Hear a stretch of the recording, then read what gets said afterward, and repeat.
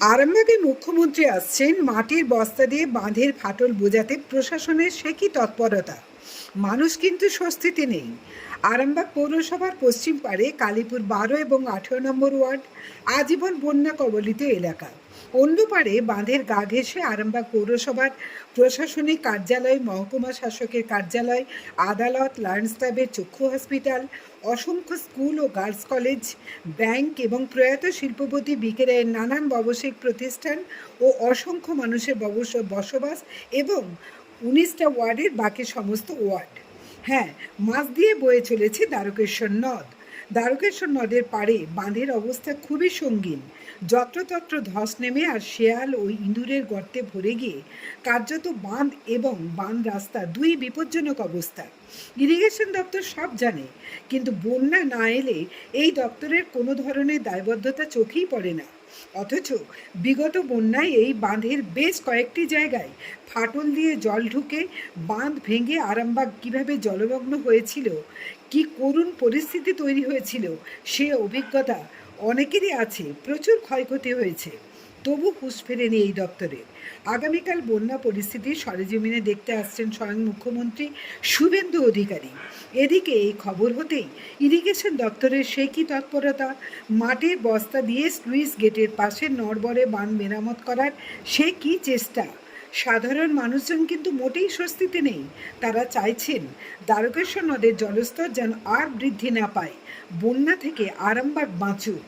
দেখুন কি বলছেন মানুষজন। কুশকুমার পাড়ের রিপোর্ট, আরামবাগ টাইমস।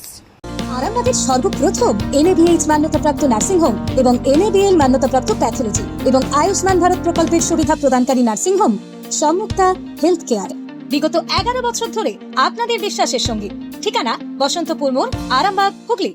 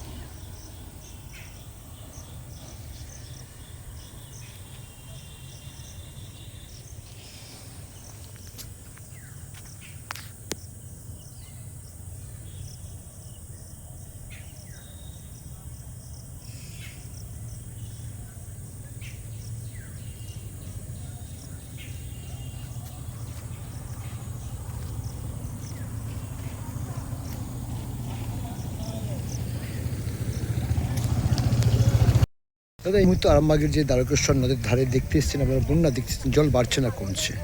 না, জল বাড়ছে। জল বাড়ছে। হ্যাঁ, কতটা পরিস্থিতি ভয়াবহ লাগছে এখন? সকাল থেকে পরপর তো জল বাড়ছে, আস্তে আস্তে ভয়ের দিকেই যাচ্ছে। তো ভয়ের দিকেই যাচ্ছে। বিগত বছরে বেশ কয়েক বছর আগে এই জায়গাতেই ভেঙেছিল বন্যাতে, একই দমে। সেখানে ভয়াবহ অবস্থা পরিস্থিতি তৈরি হয়েছিল আরামবাগেতে।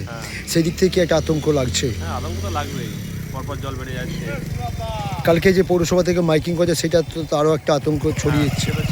সেটা ছিল। আবার আজকে একেবারে এখন দেখতে পাচ্ছি যে সকাল থেকে অনেকেই মানুষ ভিড় করছে নদীর ধারেতে। এটা কি একটা আতঙ্কের চিহ্ন? আতঙ্কের চিহ্ন থাকবেই। আকাশের পরিস্থিতি এখন কেমন আছে? এখন পরিস্থিতি ভালো আছে। কোথা থেকে আসছেন আপনি? আমি আসছি আসনপুর থেকে। হাসানপুর থেকে। আপনার নাম? অমর ঘোষ। ধন্যবাদ। নদীর পরিস্থিতি এখন কেমন আছে? সকাল থেকে জল বাড়ছে বা গতকাল রাত থেকে পৌরসভার তরফ থেকে মাইকিং করা হয়েছে, কি বলবেন? প্রত্যেকবারই এরকম ধরনের জল বাড়ে, এবারেও সেরকম কিছু আলাদা দেখছি না। মোটামুটি জল তাও দেখছি এবারে একটু কম এসছে, কারণ আগে দেখেছি এইখান পর্যন্ত জল চলে আসতে আর কি, ইয়েটা পর্যন্ত, বাঁধের গা পর্যন্ত। হ্যাঁ, গা পর্যন্ত চলে। সেই তুলনায় একটু কম আছে। সেই তুলনায় একটু কম আছে। এবার জানি না রাত মধ্যে পরিস্থিতি আর কতটুকু হবে, আর বৃষ্টি যদি প্রকৃতির উপরে নির্ভর তো করছে। হ্যাঁ, সেটা নির্ভর করছে। আর একটা বিষয়, বেশ কয়েক বছর আগে এই জায়গাতেই সম্ভবত 21 সালেতে এই জায়গাতেই কিন্তু ভেঙেছিল, একটা ভয়াবহ সৃষ্টি হয়েছিল। 21 সাল না 17 সালে হয়েছিল। 21 সাল এখানে 17 সালে হয়েছিল এই জায়গাতে, একটা ভয়াবহ পরিস্থিতি হয়েছিল। সেই দিক থেকে আরামবাগের স্থায়ী বাসিন্দা হয়ে কতটা ভয়ের চিহ্ন থাকছে? হ্যাঁ, সেটা তো আমরা ওই বছর যখন হয়েছিলাম আমরা সত্যি খুব ভয় ছিলাম, কারণ এইখানে পুরো আমাদের যে স্কুল বিল্ডিং বন্যা হয়েছিল পুরোটা ডুবে গিয়েছিল স্কুল বিল্ডিংটা। তো আমরাও ভয় খাচ্ছিলাম যে আমাদের বাড়ি পর্যন্ত, আমাদের কাছাকাছি বাড়ি আর কি, তো কাছাকাছি যে চলে আসবে নাকি। এবারেও সেরকম ভয় একটু লাগছে, জানি না যদি আর আকাশের অবস্থা 17 সাল 21 সাল 23 সাল এখন যে বাঁধের পরিস্থিতি তার থেকে অনেকটাই খারাপ আছে নিঃসন্দেহে দেখতে পাচ্ছেন। সেই জায়গায় যদি ওই বিগত বছরগুলোর ন্যায় যদি বন্যা বাড়ে তাহলে কি আরামবাগের পরিস্থিতি অনেকটা ভয়াবহ হয়ে উঠবে? ভয়াবহ করে উঠবে একদমই। ওটা খাতাপত্র এগুলো আরো বেঁচে যাবে।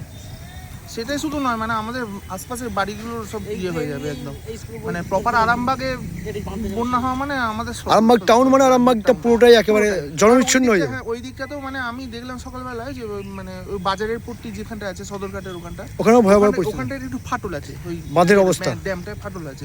আচ্ছা। তো ওই পর্যন্ত লেভেলটা চলে এলে তাহলে তো ওখানটা পুরোটা চলে এলে শহরটাই ডুবে যাবে। এর জন্যে সরকারকে বা প্রশাসনকে বা এখন বর্তমানে প্রশাসক আছেন পৌরসভায় কি বলবেন, কি চাইছেন আপনারা?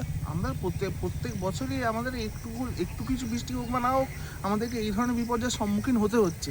তো আমরা সবসময় চাইবো যে এই বাঁধ পরিস্থিতিটা যেন সবসময় ঠিক থাকে। এটা যেমন এটা তো ইরিগেশন দপ্তরের ব্যাপার আছে, ইরিগেশন দপ্তর কিন্তু নজর রাখা অবশ্যই, কারণ এই মানে বন্যা তো রোখা যাবে না, একদমই না। বাঁধগুলো যাতে মোটামুটি একটু করা যায়, তো যাতে আমাদের শহরবাসীর পক্ষে একটু চাপটা কম লাগে। যত্র দেখা যাচ্ছে বন জঙ্গল হয়ে গেছে বাঁধের গায়ে, একটা যদি শিয়ালের গর্ত থাকে সেখানে কিন্তু দেখতে পাওয়া যায় না, সেই দিকে জল প্রবেশ করতে করতে দেখা যাবে সেই হাঁসের মতন একটু গর্ত থেকে অনেক বড় আকার নিয়ে নেয়। অনেকটা, হ্যাঁ। সেগুলো যদি আগাম থেকে একটু পরিষ্কার পরিচ্ছন্ন করে। সদরঘাটের কাছে ওইটা আমি দেখলাম সকালবেলা, ওইটা কিন্তু খুব বিপজ্জনক, ওই ফাটলটা। আপনার নাম? কৃষ্ণেন্দু মণ্ডল, বাড়ি? আরামবাগী 5 নম্বর। ধন্যবাদ। জ্যোতিষ জগতে অদ্বিতীয় ডক্টর অঞ্জন শাস্ত্রী, আপনার উজ্জ্বল ভবিষ্যতের একমাত্র দিশারি। Call for booking 7477886099 or log in www.anjanshastri.com। Download করুন আমাদের exclusive mobile app astro Anjan.